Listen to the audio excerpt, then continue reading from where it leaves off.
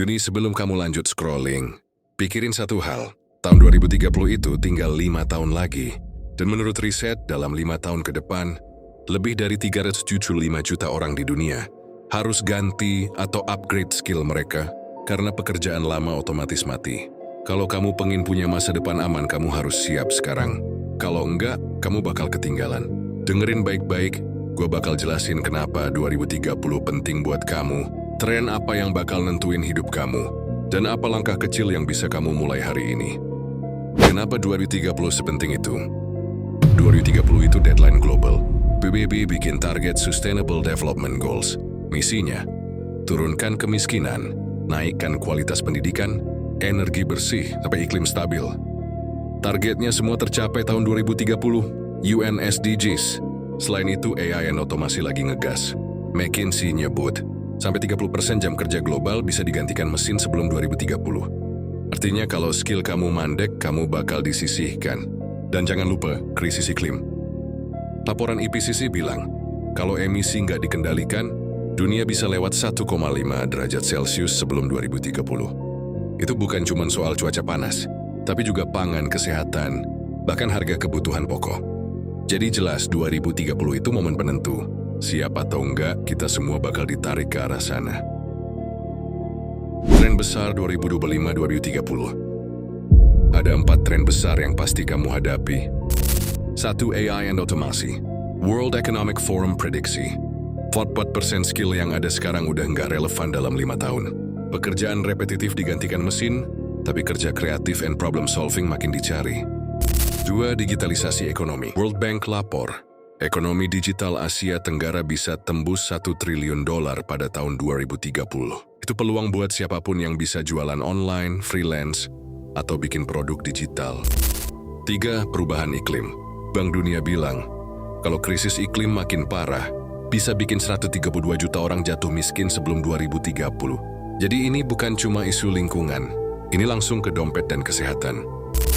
4. Demografi. Indonesia masuk masa bonus demografi. Sampai 2030, 70% penduduknya usia produktif. Ini kesempatan emas, tapi cuman kalau kita siap skill. Kalau enggak malah jadi beban. Apa artinya semua ini buat kamu? Pertama, skill. Enggak cukup cuma lulus sekolah. McKinsey bilang, 85 juta pekerjaan lama bakal hilang. Tapi 97 juta pekerjaan baru tercipta, khususnya di bidang digital analisis data dan kreativitas. Kedua, cara kerja. Remote job, gig economy, dan project-based bakal makin umum. Ketiga, mental and kebiasaan. Kamu nggak bisa stuck, kamu harus jadi pembelajar seumur hidup. Kalau kamu bisa konsisten belajar 30 menit per hari, saat 2030 kamu udah beda jauh sama orang yang cuma rebahan 5 tahun. Jangan cuma lihat sisi gelapnya, lihat peluangnya. Contoh, Indonesia sekarang punya 220 juta pengguna internet.